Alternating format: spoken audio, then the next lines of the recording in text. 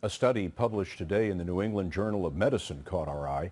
It says that patients who are treated in intensive care units often leave with dementia, even when there was no evidence of it prior to their treatment. We asked Dr. John LaPook to look into this. 18 months ago, Lisa Uribe had gallbladder surgery.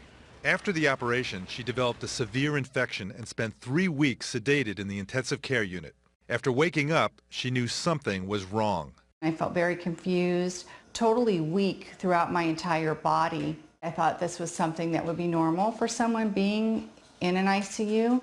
But after leaving the ICU, she never got better. Now 46, Uribe has short-term memory loss and trouble thinking. She's unable to work and sometimes gets lost when driving.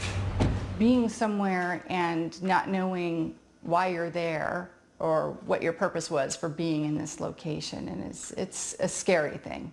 Very good. Dr. Wes Ely of Vanderbilt University co-authored the study examining brain function in more than 800 patients who had spent time in the ICU. What we found was a dramatic amount, 75% of patients leaving with cognitive impairment, and in fact, 1 in 3 leaving with cognitive impairment in the realm of Alzheimer's disease. Those problems persisted for at least a year.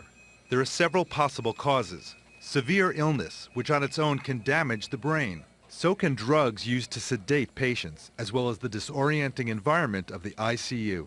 When they survive and they go through all of that ICU experience, then now they have to survive with essentially a new disease of the brain.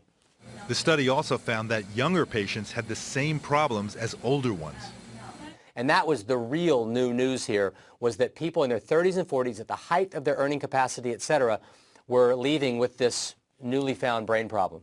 Lisa Uribe tries to jog her memory with pictures. Every day I wake up, keep thinking, this is a day I'm going to go back to my old life.